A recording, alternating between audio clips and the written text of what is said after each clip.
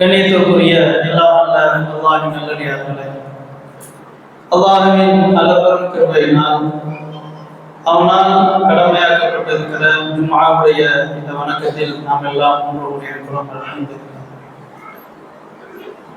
நாம் வாழக்கூடிய இந்த மாதம் அல்லாஹ்வால் மிகப்பெரிய ஒரு புனிதத்தை பெற்ற ஒரு சிறந்த ஒரு மாதத்தில் அல்லாஹ் நம்ம எல்லாம் வாழக்கூடிய ஒரு வாய்ப்பை வழங்கியிருக்கிறார். அல்லாஹ்வின் படைப்பை நாம் யோசித்து பார்க்கும் போது மனிதன் உட்பட எந்த படைப்பாக இருந்தாலும் தான் விரும்பிய அடிப்படையில் தான் நினைத்த முறையில் சிறப்பாக சற்று குறைவாக அல்லாஹ் எல்லா வகையான படைப்புகளையும் படைத்திருக்கிறார். மனிதர்களாக இருக்கிற நாம் எல்லா படைப்புகளிலும் மேன்மை மிக்கவர்களாக படைக்கப்பட்டிருக்கிறோம். நமக்கு மேலே எந்த ஒரு படைப்பும் இந்த உலகத்தில் இல்லை என்கிற அளவிற்கு, அதாவது எல்லா படைப்புகளையும் நிர்வகிக்கக்கூடிய அளவிற்கு, அவைகளை பயன் அடையக்கூடிய வகையில் அல்லாஹ் படைத்திருக்கிறார். இதே போல காலங்களையும், அது மாதமாக இருக்கலாம், நாட்களாக இருக்கலாம், பகல் பொழுது இரவு பொழுது என்பதையும் அல்லாஹ் ஏற்ற இறக்கங்களோடு வித்தியாசங்களோடு சிறப்புகளோடு அல்லாஹ் படைத்திருக்கிறான். குர்ஆனில் அல்லாஹ் குறிப்பிடும் போது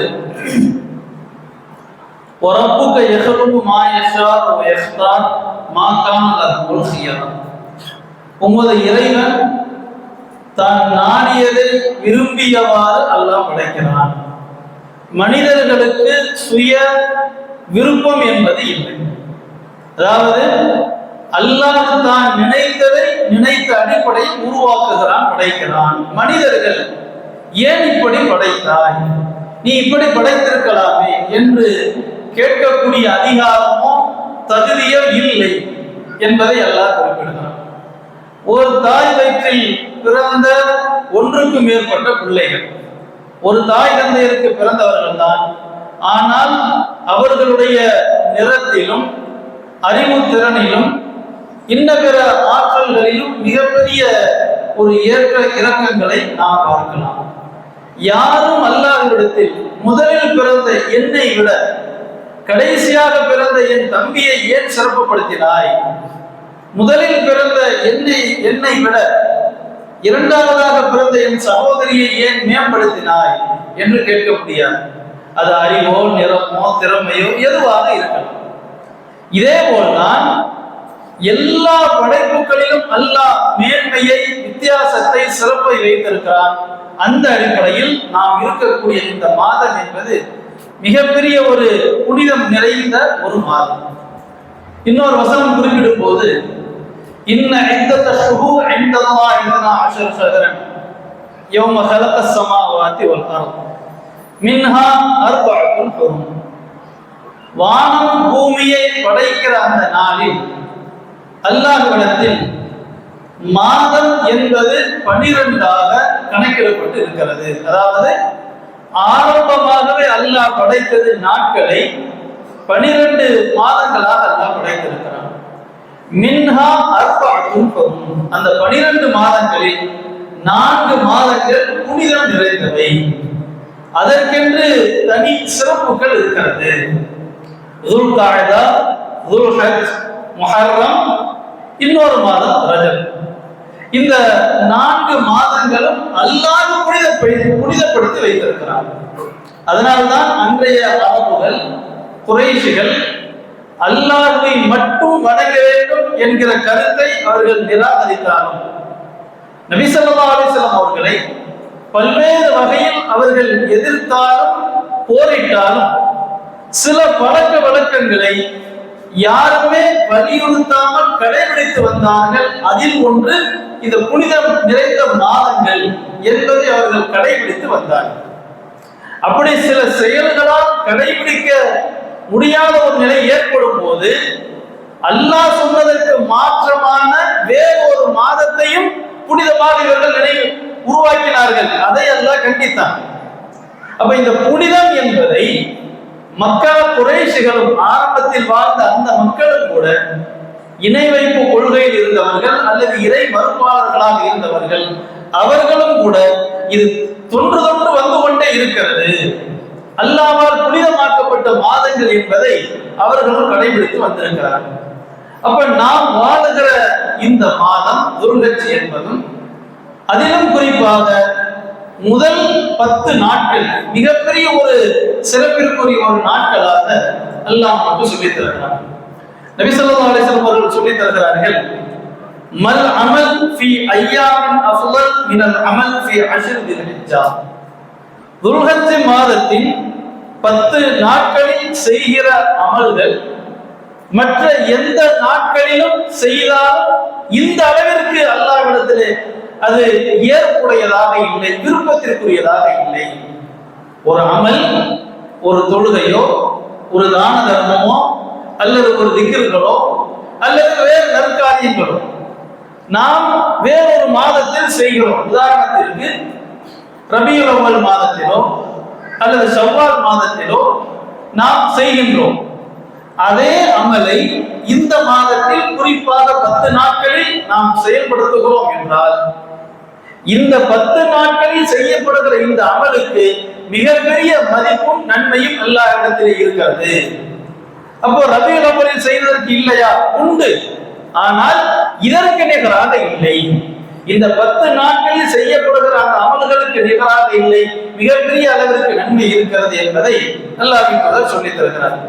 அப்போ அவர்களிடத்தில் கேள்வி எழுப்பப்படுகிறது, எந்த அமலும் இந்த நாளில் செய்யப்பட்டது என்றால் அதற்கு நிகராக மற்ற நாட்களில் கூலியோ நன்மையோ அல்லாஹ்வுடைய விருப்பத்திற்குரியதோ இல்லை என்று சொல்கிறீர்கள் என்றால், ஒருவர் அல்லாஹ்வின் பாதையில் அறப்போரில் ஈடுபடுகிறார், ஜிஹாதில் ஈடுபடுகிறார், அதை விடவும் இந்த நாள், இந்த 10 நாட்கள் ரொம்ப சிறப்பிற்குரியதா என்று கேட்கும் போது ஆம் என்று சொல்லிவிட்டு, ஒருவர் அல்லாஹ்வின் பாதையில் புறப்பட்டு தனது உயிராலும் செல்வத்தாலும் அவர் ஷஹீதாக்கப்பட்டு விடுகிறார், திரும்பவில்லை. இவருடைய சிறப்பு என்பது தனித்துவமானது. இதை ஒப்பிட முடியாது. 10 நாட்களுடைய அந்த நன்மையோடு ஒருவர் ஷஹீதாக்கப்பட்டு விட்டார் என்றால் அதோடு ஒப்பிட முடியாது. அதை தவிர ஒருவர் அறப்போரில் கலந்து கொள்கிறார் என்றால் அதை விட சிறப்பிற்குரிய ஒரு நாட்கள் தான் அந்த 10 நாட்கள் என்பதால் அல்லாஹ் சொல்லித் தருகிறார். அப்ப நாம் எப்படி ரமலானில் ஒரு புனித மாதத்தை நாம் அடையும் போது அதற்கென்று பல்வேறு வகையான கட்டுப்பாடுகளை நாம உருவாக்கி கொண்டு அமல்களில் கூடுதலாக கவனம் எடுப்போம், அதே போல அந்த ரமலானில் கடைசி 10 நாட்களில் குறிப்பாக ஒற்றைப்படை இரவுகளில் எப்படி ஒரு முக்கியத்துவத்தோடு நற்காரியங்களில் நாம் ஈடுபட்டு அல்லாஹ்விடத்தில் அந்த நன்மையை அதிகம் பெற வேண்டும் என்று ஒரு முனைப்போடு செயல்படுவோமோ, அதே போன்றுதான் இந்த 10 நாட்களுக்கும் நாம் அதிக முக்கியத்துவம் கொடுத்து நம்முடைய அமல்களை, வணக்க வழிபாடுகளை, திக்ர்களை, தான தர்மங்களை, என்ன அமல்கள் எல்லாம் நமக்கு பொதுவாக அல்லாஹ் சொல்லி தந்திருக்கிறார்களோ அதில் நாம் இந்த நாட்களில் செய்யும் போது மிகப்பெரிய ஒரு நன்மைகள் பெறுவதற்கு அது காரணமாக இருக்கிறது என்பதை நாம் கவனத்தில் வைத்துக் கொள்ள வேண்டும். அப்போ இந்த 10 நாட்களில் உள்ள சிறப்புகள் என்பது இது அல்லாத பல்வேறு வகையான சிறப்புகளை நமக்கு மார்க்கம் சொல்லி தருகிறது. இதில் இந்த ஒரு ஹதீஸை மாத்திரம் நாம் கவனத்தில் வைத்துக் கொண்டு இந்த மாதம் நமக்கு சொல்லி தரக்கூடிய அடிப்படையான ஒரு பாடம் என்ன என்பதையும் நாம் கவனத்தில் வைக்க வேண்டும். இந்த துல்ஹஜ் மாதம் என்றாலே ஹஜ்ஜி பெருநாள், ஹஜ்ஜி என்கிற ஒரு முக்கியமான ஒரு வணக்கம், இந்த ரெண்டும் அல்லது இந்த மாதம் சார்ந்த பல்வேறு வகையான செயல்கள் இப்ராஹிம் அலைஹிஸ்ஸலாம் அவர்களை அடிப்படையாக வைத்துத்தான் நமக்கு ஒவ்வொரு உபதேசங்களும் சொல்லி தரப்படுகிறது. சில மனிதர்கள், கோடிக்கணக்கான மனிதர்கள் உலகத்தில் பிறந்து வாழ்ந்து மறைந்திருந்தாலும் சில மனிதர்கள் தான், சொற்ப மனிதர்கள் தான் காலத்தால் மறக்கப்பட முடியாத மனிதர்களாக நிலைத்து விடுகிறார்கள். அல்லாஹ் குர்ஆனில் ஒரு வசனத்தில் இப்படி குறிப்பிடுவான், ஃபஅம்ம ஸபது ஃபயதஹபு ஜுஃபாஆ வ அம்மா மா யன்ஃபஉன் நாஸ் ஃபயம்குது ஃபில் அர்த். வெள்ளத்தில் அடித்து வரப்படக்கூடிய குப்பைகள் கூலங்கள் எல்லாம் அது அப்படியே நுரைகள் எப்படி காணாமல் போய்விடும் அது மாதிரி அடிச்சுட்டு போயிடும், நுரைகள் எல்லாம் போய்விடும். எது மக்களுக்கு பயன் தருகிறதோ அது அப்படியே உறுதியாக இருக்கும் என்று அல்லாஹ் குறிப்பிடுவான். மழை வருகிறது, வெள்ளம் ஏற்படுகிறது என்றால் அந்த வெள்ளத்தில் அனைத்தும் அடித்து செல்லப்பட்டு விடும். ஆனால் எது முக்கியமானதோ, எது மக்களுக்கு பயன் தரக்கூடியதோ, அல்லது எது ஆழமாக வேரூன்றி இருக்கிறதோ அதை வெள்ளத்தால் கூட சாய்க்க முடியாது. அப்படிப்பட்ட ஒரு சாய்க்க முடியாத மனிதர்களாக சிலரை அல்லாஹ் நமக்கு சொல்லி தருகிறான். அதில் ஒருவர் தான் இப்ராஹிம் அலைஹிஸ்ஸலாம். பல ஆயிரம் ஆண்டுகள் கடந்து விட்டது. நமது ஊரில் கடந்த ஆண்டு வாழ்ந்தவர்கள் இந்த ஆண்டு இல்லாமல் இருப்பார்கள். அது எத்தனை பேர் என்பதை நாம் யோசித்து பார்த்தாலும் கூட நமக்கு நினைவில் வருவது சிரமம், மறந்துவிடும்.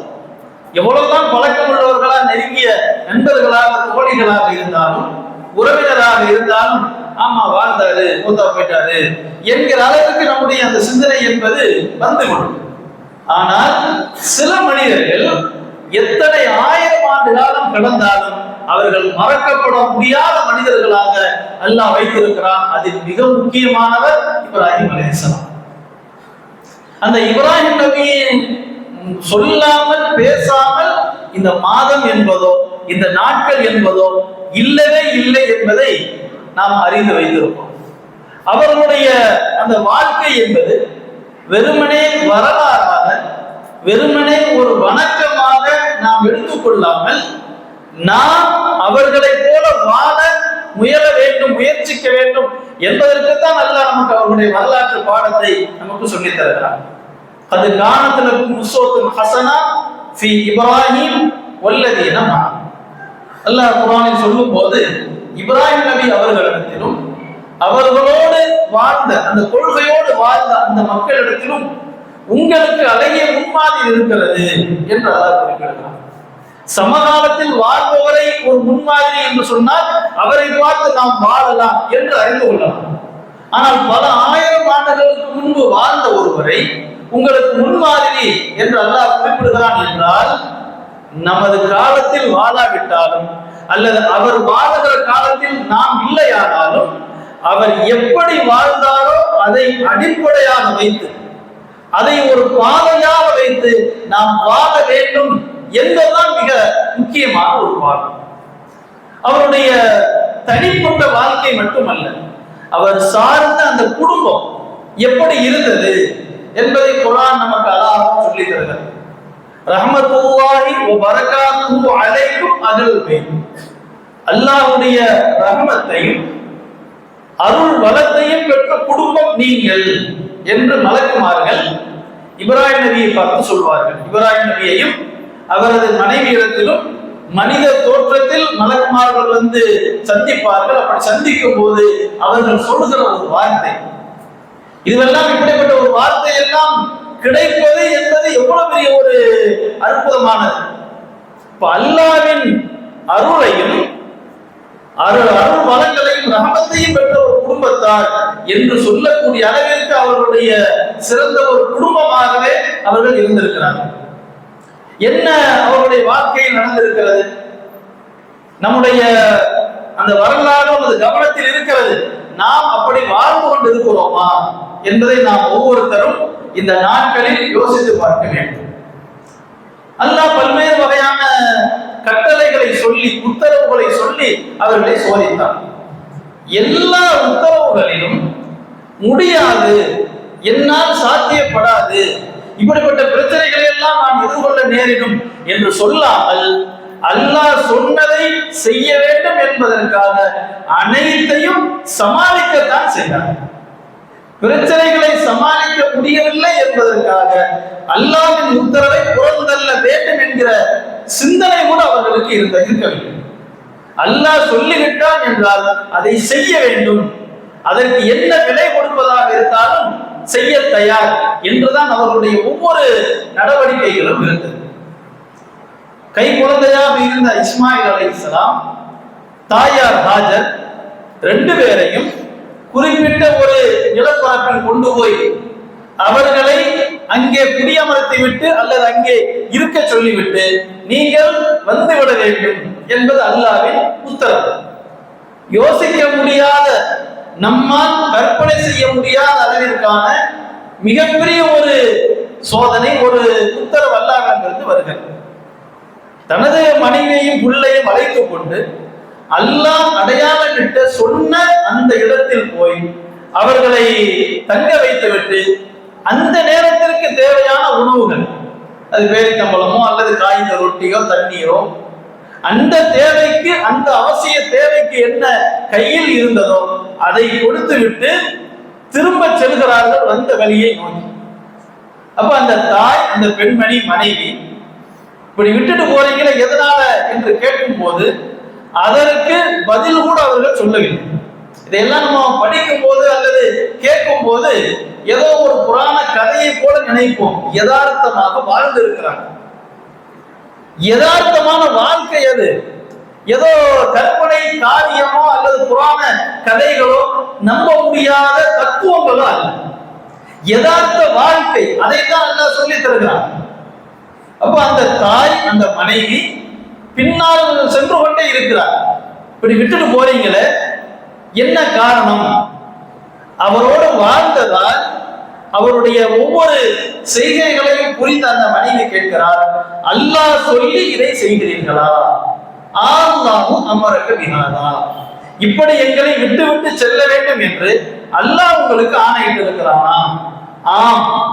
அப்படியானால் அந்த தாய் சொல்லக்கூடிய வார்த்தை, அல்லாஹ் சொல்லித்தான் நீங்கள் எங்களை இப்படி விட்டு செல்கிறீர்கள் என்றால் ஒருபோதும் அல்லாஹ் எங்களை வீணாக்க மாட்டான்.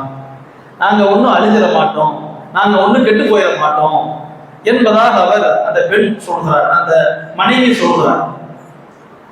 இவர்களை விட்டுவிட்டு நீண்ட தூரம் சென்ற பிறகு, இவர்கள் கண் பார்வை படாத அளவிற்கு ஒரு மலை பாங்கான ஒரு பகுதிக்கு சென்ற பிறகு, மறைவான ஒரு பகுதிக்கு சென்ற பிறகு அல்லாஹ் இவர்கள் கையேந்துகிறார்.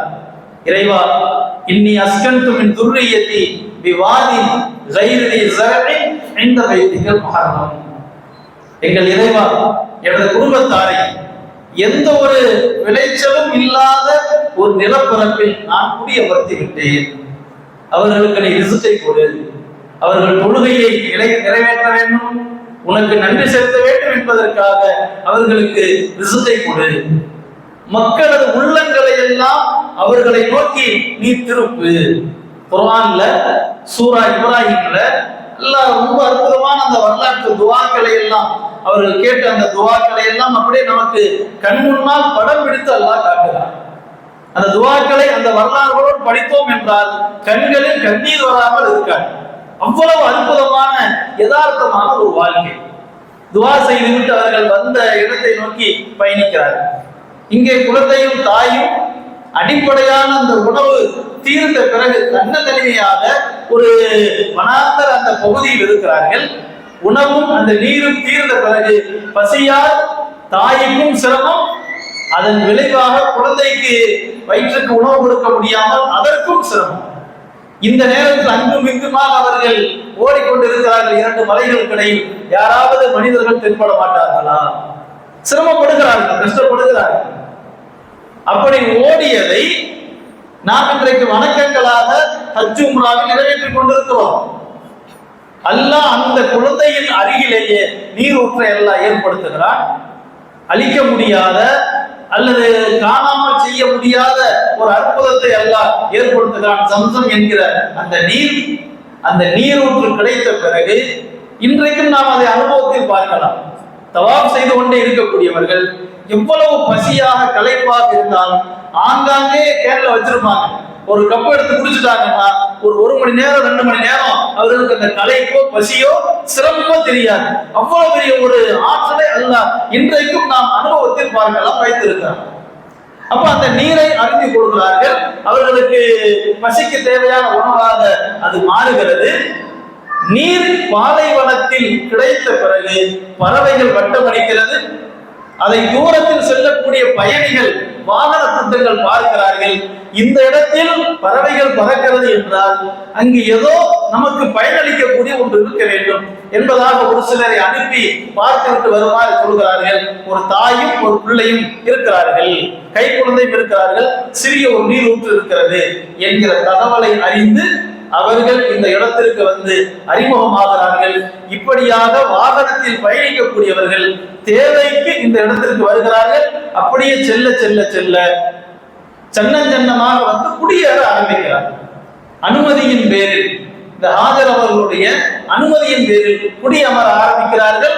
அப்படியே அது ஒரு சிறிய குடியிருப்பாக, ஒரு ஊராக, கிராமமாக அது அப்படியே மாறுகிறது. இங்கே நாம் உணர வேண்டிய பாடம் என்னவென்றால், ஒரு கை குழந்தையோடு ஒரு பெண் தன்னந்தனியாக விடப்பட்டு வருகிறார். யதார்த்தத்தில் நம்மால் யோசிக்க முடியுமா? அதை கற்பனை செய்ய முடியுமா? ஒரு கணவர் அல்லது ஒரு தந்தை, குடும்பத்திற்கு தூணாக இருந்த ஒருவர் மரண நிலையில் இருக்கிறார் என்றால் அந்த கடமையை பெறாதவர்கள், உதாரணமாக ஒரு திருமணத்தை செய்ய முடியாத நிலையில் இருக்கிற ஒரு பிள்ளைகளோ அல்லது ஒரு படிப்பை நிறைவேற்றாத ஒரு இளைஞர்களோ, நம்ம வாக்கு மூத்தா போயிட்டாருன்னா நம்மளை யாரு தூக்கி நிப்பாட்டுவாங்க, நம்ம மற்றவங்களை சார்ந்து நிக்கிற மாதிரி வந்துருமே அப்படிங்கிற ஒரு அச்சம் ஏற்படுமா இல்லையா? இந்த அச்சத்தை அவர்களை வைத்து நாம் யோசிக்க வேண்டும். நம்மை இப்படி விட்டு விட்டு சென்று விட்டார் என்றால் நம்மையும் நமது குழந்தையும் காப்பாற்றக்கூடியவர் யார் என்கிற அந்த ஒரு வகையான அவநம்பிக்கை இயல்பாக ஏற்பட்டு இருக்க வேண்டும். ஆனால் சூழல் இருந்தாலும் அந்த தாய்க்கு அந்த எண்ணமே வரவில்லை. சிரமப்பட்டார்கள், அப்படியே மந்திரத்துல எதுவும் கையில வரல, சிரமப்பட்டார்கள், அங்கும் இங்குமாக அலை மோதினார்கள், ஓடினார்கள், கஷ்டப்பட்டார்கள். ஆனால் அவர்கள் சொன்ன ஒரு வார்த்தை இருக்குது இல்லையா, அல்லாஹ் சொல்லி நீங்க செஞ்சீங்கன்னா அல்லாஹ் எங்களை வீணாக்கிற மாட்டான். அந்த நம்பிக்கை முயற்சியாக அவர்களுக்கு அல்லாஹ் காட்டினான். ஒரு ஊரே குடியமர்ந்து விட்டது, ஊர் வந்து விட்டது என்றால் தேவையான உணவு பழக்கங்கள், விவசாயம் அல்லது ஏற்றுமதி இறக்குமதி என்பதெல்லாம் தானாக வந்து விடும். மக்கள் குடியேற ஆரம்பித்து விட்டார்கள் என்றால் அதற்கு ஏற்ப அனைத்தும் நடந்துவிடும். நம்ம பார்க்கிறோமா இல்லையா? ஊருக்கு வெளியில புதுசா பிளாட் போடுவாங்க, ஒண்ணுமே இருக்க, ஒண்ணா குடியேற ஆரம்பிச்சுட்டாங்கன்னா தேவையான அனைத்தும் தானாக வர ஆரம்பித்து. அல்லாஹ் ரப்பல் ஆலமீன் நான் இருக்கிறேன், நான் சொன்ன அடிப்படையில் வாழ வேண்டும் என்பதுதான் நமக்கு அல்லாஹ் இட்டிருக்கிற உத்தரவு. அந்த உத்தரவை எந்த சூழ்நிலையிலும் இப்ராஹிம் நபி அவர்கள் செய்தார். செஞ்சுட்டாரா? வாழ்ந்து காட்டிட்டாரா? மனைவியும் தாயும் சிரமப்பட்டாங்க, வீணா போயிட்டாங்களா? இல்ல. இந்த நம்பிக்கையை நீங்களும் சரியான முறையில் ஏற்று நடங்கள். இதைத்தான் அல்லாஹ் சொல்லிட்டார். இந்த நம்பிக்கையோடு உங்களது ஒவ்வொரு செயல்பாடுகளையும் அமைத்துக் கொள்ளுங்கள். அல்லாஹ்வை நம்பி முன்னிறுத்தி அல்லாஹ்வை சார்ந்து எடுக்கிற முயற்சி செய்யும். முயற்சி செய்யாமல் அல்லாஹ் பார்த்துக்கணும் என்று இல்லை. நம்பிக்கை அல்லாமே இருக்க வேண்டும், முயற்சி செய்ய வேண்டும், முழுமைப்படுத்தி தருகிறவன் அல்லாஹ் என்கிற அந்த நம்பிக்கையோடு ஒவ்வொரு முயற்சியும் மேற்கொள்ளுங்கள். அது தொழிலாக இருக்கலாம், படிப்பாக இருக்கலாம், எந்த செயலாக இருந்தாலும் சரி, முயற்சி நமது கையில், முழு நம்பிக்கை அல்லாஹ்வின் மீது. இப்படி நீங்கள் நடங்கள். இதைத்தான் அந்த இப்ராஹிமுடைய வாழ்க்கை அந்த முடிவு நமக்கு சொல்லி தருகிறது. அதே போல குறிப்பிட்ட ஒரு பருவத்தை அவர் அடைந்து விடுகிறார், இஸ்மாயில் அலைஹிஸ்ஸலாம்.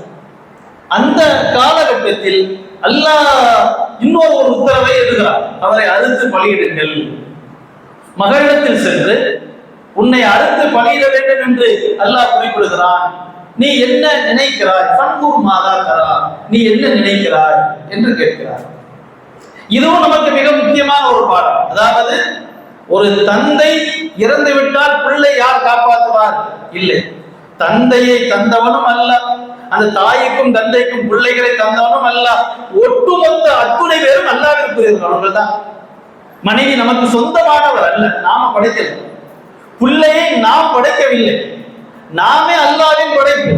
அப்போ கொஞ்ச நாள் இருக்கிறோம், போயிடும், நமக்கு பிள்ளை இருக்குது, போயிடும். இப்படியே ஒருத்தருக்கு ஒருத்தர் வந்து போய் அல்லாஹ்விடமிருந்து வருகிறோம், அல்லாஹ்விடத்தில் திரும்ப செல்கிறோம். இதுதான் அடிப்படையான ஒரு பாடம். அப்ப இந்த மாதிரி உன்னை அடுத்த பலியிடுமா அல்லாஹ் சொல்கிறான் என்று சொல்லி நீ என்ன நினைக்கிறாய் என்று அவர் கேட்கிறார்கள். என்ன நினைக்கிறாய் என்று சொன்னால் இவர் புரிந்து கொண்ட அந்த உத்தரவை தமது பிள்ளையும் புரிந்து கொள்ள வேண்டும். நான் என் பிள்ளையை அல்லாஹ் சொன்னதற்காக இழக்க தயார். மகனை எதுவுமே கேட்காமல் கண்களையும் கைகளையும் கால்களையும் கட்டி அறுத்திருக்கலாம். அப்படி அவர் செய்யவில்லை. ஏன்? புரியணும், அந்த பிள்ளைக்கு புரியணும், நான் எதுக்காக இதை செய்ய துணிகின்றேன், எதற்கு இந்த உலகத்தில் நான் வாழ்கிறேன், எதற்கு எனக்கு பிள்ளையாக உன்னை தந்தான், நாமெல்லாம் எங்கே இருந்து வந்தோம், எங்கே செல்கிறோம் என்பதையெல்லாம் புரிய வைக்கக்கூடிய வகையில் அவர் கேட்கிறார். உன்னை அறுத்து பலியிடுமே அல்லாஹ் சொல்லி இருக்கிறான், நீ என்ன நினைக்கிறாய்? அந்த பிள்ளை அழகா சொல்கிறது, ஃபஃஅல் மா துமர் சதஜிதுனி இன்ஷா அல்லாஹ் மினஸ் சாபிரீன். உங்களுக்கு சொல்லப்பட்ட உத்தரவை நீங்கள் செய்து முடியுங்கள், அல்லாஹ் நாடினால் என்னை பொறுமையாளராக நீங்கள் காண்பீர்கள். அதுல கூட அவருடைய வார்த்தை எப்படி இல்லை, ஒவ்வொரு வார்த்தை நமக்கு எல்லாம் பாடும். என் திறமையால் நான் சமாளிப்பேன் அப்படி சொல்லல, அல்லாஹ் நாடினால் என்னை பொறுமையாளனை நீங்கள் காண்பீர்கள். அப்போ அது கூட ஏன் திறமையில இல்ல, நான் என் அறிவு கூர்மையால் என்னுடைய மனோ திடத்தால் சமாளித்து விடுவேன் என்கிற அதை அவர் சொல்லவில்லை. நான் சமாளிக்கிறேன் என்றால் அதற்கும் அல்லாஹ்வின் நாட்டம் வேண்டும். அல்லாஹ் நாடினால் என்னை பொறுமையாளராக நீங்கள் காண்பீர்கள். இந்த ஒரு இக்கட்டான நிலை இருக்குது இல்லையா?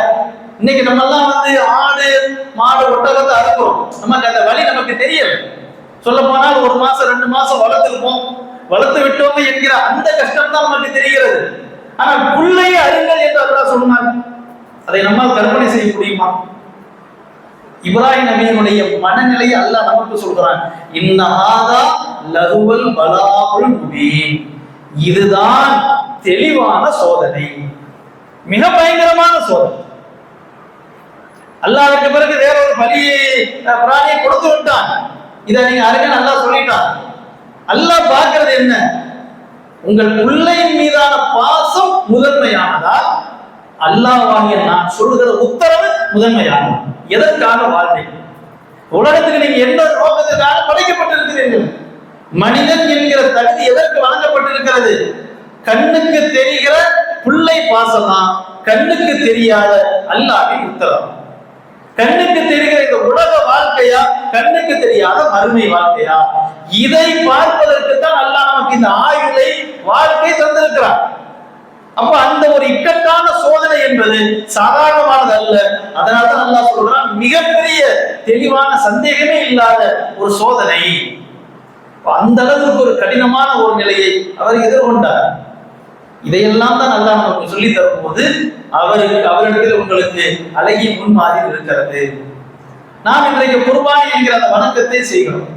அதை வெறுமனே வணக்கம் என்று இல்லாமல் இதை அந்த பல ஆயிரம் ஆண்டுகளுக்கு முன்பு வாழ்ந்த அந்த இப்ராஹிம் நபியோடு நாம் பொருத்தி பார்க்க வேண்டும். பிள்ளையை அவர் பலியிட துணிந்தார். அதன் அடையாளமாக வெளிப்பாடாக ஒரு ஆட்டையோ ஒரு மாட்டையோ ஒரு ஒட்டகத்தையோ நாம் இன்றைக்கு பலியிடுகிறோம். அப்ப இந்த பலி பிராணி என்பது அது வெறுமனே இறைச்சி ரத்தம் என்று இல்லாமல் படைத்தவனுக்காக நான் வாழ வேண்டும் என்கிற பயிற்சியை தான் அது தருகிறது. அந்த நினைவூட்டலை தான் அது தருகிறது. இந்த ஒரு சிந்தனை தான் நமக்கு ஒவ்வொரு அந்த ஹஜ்ஜி பெருநாளுடைய குர்பானி என்கிற அந்த வணக்கம் நமக்கு சொல்லி தர வேண்டும். அல்லது இந்த 10 நாட்கள் ஹஜ்ஜி பெருநாள், ஹஜ்ஜி என்கிற வணக்கம் அனைத்துமே இப்ராஹிம் என்கிற ஒரு மனிதர் அல்லது அந்த குடும்பம் படைத்த அல்லாஹ்விற்காக மட்டும் வாழ்ந்தார். அவர் எடுத்த எந்த நடவடிக்கையாக இருந்தாலும் சரி, மனிதனுக்காக எடுக்கவில்லை, முகத்தாட்சணைக்காக வாழவில்லை, உலகத்திற்காக வாழவில்லை. மனிதர்கள் விரும்புவார்கள், வெறுப்பார்கள், விமர்சிப்பார்கள், பாராட்டுவார்கள். எவரும் எதை சொன்னாலும் எனக்கு அது பற்றி எந்த ஒரு பொருட்படுத்தலும் இல்லை. படைத்தவனுக்காக மட்டும் வாழ வேண்டும். இந்த வார்த்தை தான், இந்த ஒரு செயல்பாடு தான் அவருடைய ஒவ்வொரு நடவடிக்கையிலும் இருந்தது. நீங்க எந்த வரலாற்றை இப்ராஹிம் நபி குறித்து எந்த வரலாற்றை எடுத்து பார்த்தாலும், குர்ஆனில் அவர் சம்பந்தப்பட்ட எந்த வசனங்களை நாம் படித்தாலும் ஒரு வார்த்தை சொல்லிக் கொண்டே இருப்பார், இன்னி பரீஉன், நான் உங்களை விட்டு நீங்கியவன். அதாவது நீங்கள் அல்லாஹ்வை விட்டுவிட்டு எதையெல்லாம் வணங்குகிறீர்களோ அதற்கும் எனக்கும் சம்பந்தம் இல்லை, அதில் துளி அளவிற்கு கூட நான் ஒத்து வர மாட்டேன். நான் அந்த கொள்கை விஷயத்தில் நான் தனித்தவன், உங்களோடு நான் ஒத்துழைக்க மாட்டேன் என்கிற அந்த கருத்தை பல இடங்களில் குர்ஆனில் நாம் இப்ராஹிம் தொடர்பாக படித்துக் கொண்டே வாசித்துக் கொண்டே இருக்கலாம். அப்ப இந்த 10 நாட்களாக இருந்தாலும் அல்லது இந்த மாதமாக இருந்தாலும் நமக்கு அடிப்படையான ஒரு பாடத்தை சொல்லி தருகிறது. இந்த உலகம் என்பது வாழுகிற இடம் அல்ல, உண்மையான வாழ்க்கைக்காக நாம் வழங்கப்பட்டிருக்கிற ஒரு வாய்ப்பு தான் இந்த உலகம். இந்த உலகத்தில் இப்ராஹிம் நபியை போன்று வாழ வேண்டும், அவரை போன்று ஒவ்வொரு முடிவுகளையும் நடவடிக்கைகளையும் எடுக்க வேண்டும் என்கிற ஒரு பாடத்தை இந்த நாட்கள் நமக்கு நினைவுபடுத்துகிறது. இதை புரிந்த நம்முடைய வாழ்க்கையின் ஒவ்வொரு செயல்களையும் அமைத்துக் கொள்ள அல்லாஹ் செய்வானா என்று கூறி முதல் உரை.